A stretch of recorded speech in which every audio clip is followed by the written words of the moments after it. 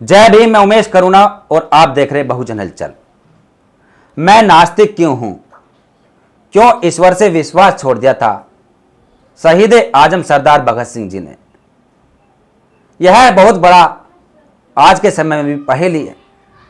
समझ में नहीं आता कुछ लोगों के कि आखिर सरदार भगत सिंह ने मैं नास्तिक क्यों हूं किताब क्यों लिखी और ऐसी क्या वजह रही कि वह नास्तिक बने।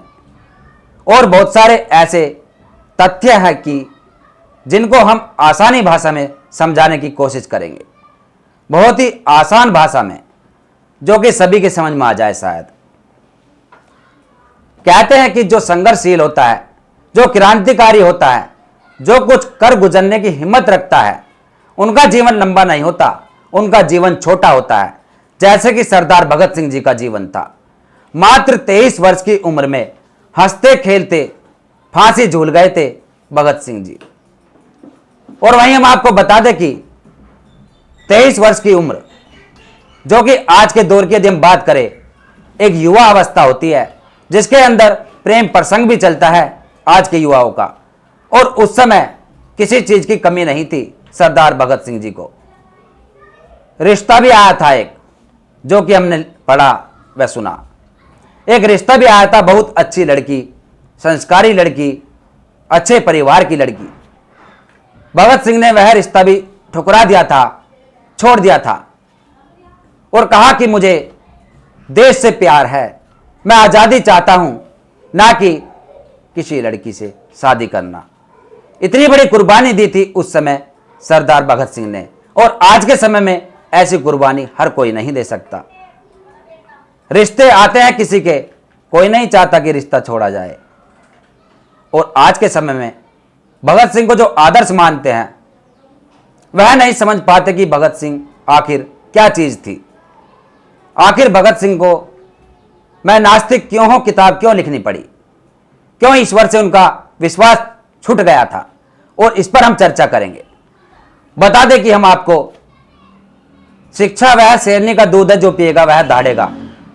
डॉक्टर बाबा साहब अंबेडकर जी का यह कथन है, और यह सरदार भगत सिंह ने कर दिखाया था, अमल में लाया था। यानी कि इतना पढ़ते थे भगत सिंह जी कि उनका जो इतिहास है, एक दिन में 1.5 किताब, यानी कि एक दिन में 1.5 पुस्तक का वह एवरेज रखते थे, और 45 पुस्तक वह जेल के अंदर पढ़ चुके थे। और आज के समय में एक दिन में कोई 2 पेज भी नहीं पढ़ सकता।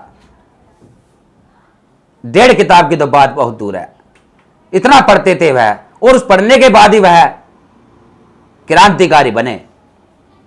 इतना पढ़ने के बाद ही वह नास्तिक बने। और आगे हम आपको बताएं कि 7 भाषाओं का ज्ञान था सरदार भगत सिंह जी को। 7 भाषाओं का ज्ञान जिसको हो, और जो उर्दू का बेताज बादशाह हो, उर्दू का भी ज्ञान था, तो वह क्यों ना तर्कशील बनेगा।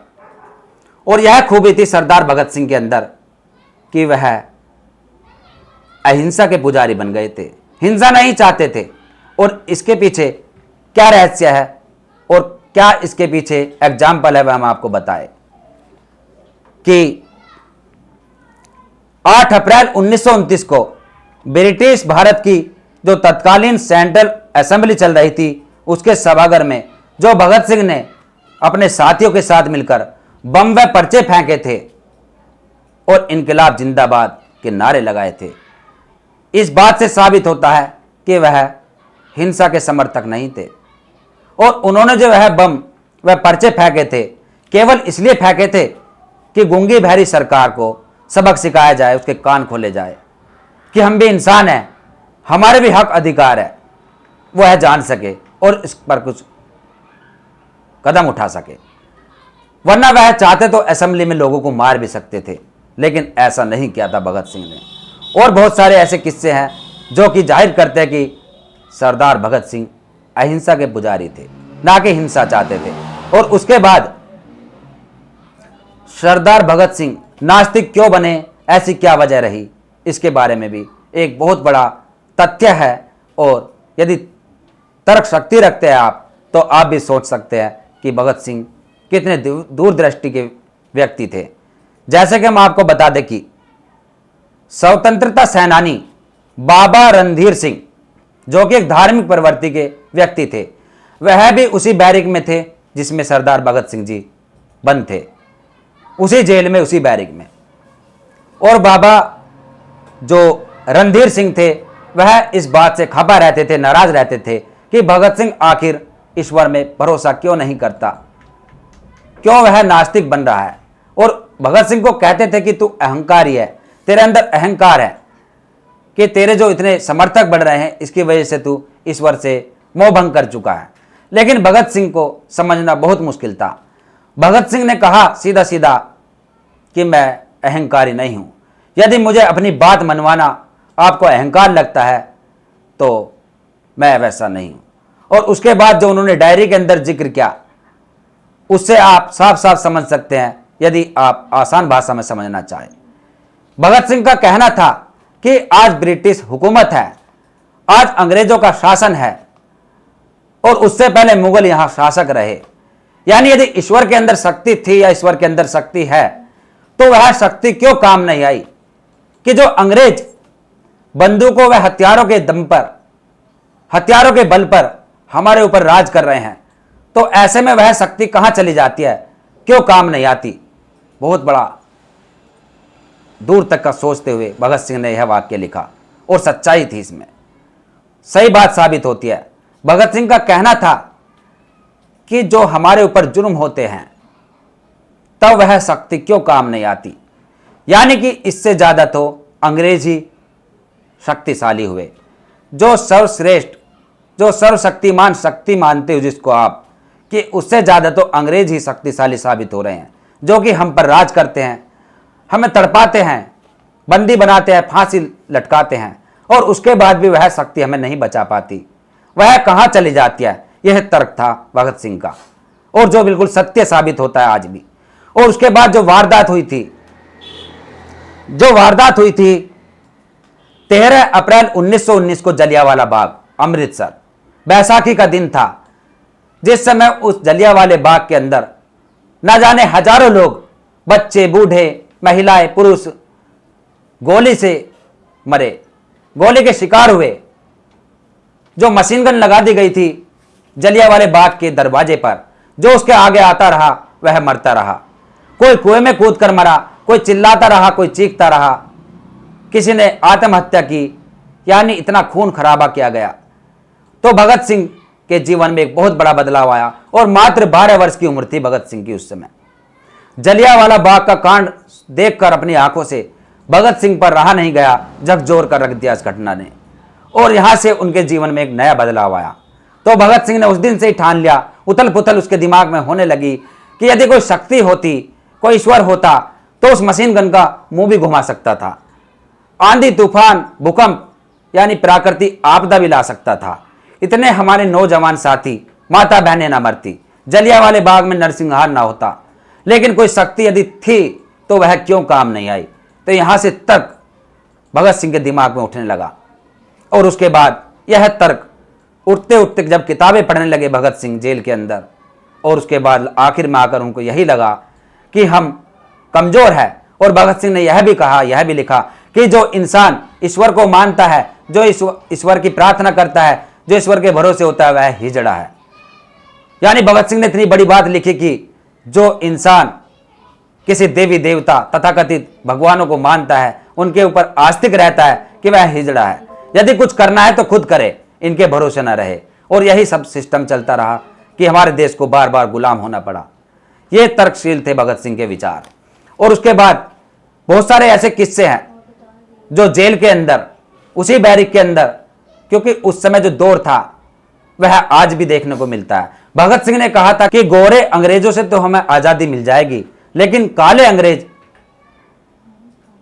से हमें कौन आजादी दिलाएगा। और ऐसे ही आज हो रहा है। देश तो आजाद हो गया, लेकिन देश के अंदर वह तबका जो सदियों से गुलाम रहा, वह आज भी आजाद नहीं हो सका। यानी कि उस समय जो देश हमारा अंग्रेजों का गुलाम था, और लेकिन एक तबका जिसको हम बहुजन बोलते हैं, SC ST OBC माइनॉरिटी, वह डबल गुलाम था। अंग्रेजों का तो था ही, और उसके अलावा इन तथाकथित ब्राह्मणवादी व्यवस्था, जिसे मनुवादी व्यवस्था का भी गुलाम था। प्रताड़ना झेलनी पड़ती थी, मनुवादी व्यवस्था के अनुसार बहुत कुछ झेलना पड़ता था। तो उसी दौर में भगत सिंह के बैरिक के अंदर एक बोगा, जो कि एक सफाई कर्मी था, हम पहले भी बता चुके हैं, शायद आपने भी पहले सुना हो। बोगा सफाई कर्मी यानी बोगा भंगी, जो कि बैरिक की सफाई करता था, और भगत सिंह उसको अक्सर बेबे कहकर ही बुलाया करते थे। और बाकी के साथी जो वहां थे मौजूद, वह भगत सिंह पर हंसते थे, कहते थे कि भगत सिंह तो इसको अपनी बेबे क्यों बोलता है। तो भगत सिंह का कहना यही रहता था कि बचपन में मेरी माँ ने मेरी साफ सफाई की, यानी मेरा मल मूत्र उठाया, तो वह मेरी बेबे, और आज ये बोगा हमारी सफाई करता है, हमारा मल मूत्र उठाता है, तो ये आज हमारी बेबे हुई। तो इसे सुनकर, इसे देखकर बोगा की आंखों से आंसू आ जाते थे। और उसके बाद भगत सिंह कहते थे बोगा से कि बोगा मुझे तेरे हाथों की रोटी खानी है। बोगा बोलता था कि मैं एक अदना सा भंगी और तू एक सरदार ऊंची जाति का, रहने दे। लेकिन भगत सिंह भी अपनी जिद के पक्के थे। जिस समय फांसी की जो समय था वह नजदीक था, तो भगत सिंह ने जिद की कि बोगा मुझे तेरे हाथों की रोटी अब तो जरूर खानी है, क्योंकि फांसी की सजा नजदीक है। तो बोगा बोला कि रहने दे, रहने दे। लेकिन भगत सिंह जिद के पक्के थे। रोटी खाई बोगा के हाथों से और गले से लिपटकर रोने लगा। तो बोगा ने कहा कि धन्य है तेरी माँ जिसने तुझे जन्म दिया, वरना आज के दौर में छुआछूत भेदभाव बहुत ज़्यादा है। कोई नहीं पसंद करता कि एक नीची जाति के व्यक्ति को अपने साथ बैठाए, खाना खाए। तो यह दौर था उस समय। और उसके बाद एक किस्सा और सामने आता है बाबा साहब अंबेडकर जी से जुड़ा हुआ, कि भगत सिंह का अंतिम बयान यह था कि यदि मेरा जो ये जीवन बचा, यदि मेरी फांसी की सज़ा रुकी, तो मैं अपने जीवन का बचा हुआ जो समय होगा वह बाबा साहब अंबेडकर जी के साथ उनके संघर्ष में ही लगाऊंगा। क्योंकि बाबा साहब अंबेडकर जी उस तबके की लड़ाई लड़ रहे थे, उस तबके के लिए संघर्ष कर रहे थे कि जो गुलामों का भी गुलाम था, और भगत सिंह इस बात को जानते थे। तो भगत सिंह से जुड़ा हुआ जो हमने आपको मैं नास्तिक क्यों हूँ यह किस्सा बयां किया, और उसके अलावा भगत सिंह के क्या विचार थे जो बताया, इसके ऊपर आपकी क्या राय है, क्या समझते हैं, इससे आप कमेंट्स बॉक्स में ज़रूर लिखें। और देखते रहिए बहुजन हलचल। मैं उमेश करुणा। जय भीम, जय भारत, धन्यवाद।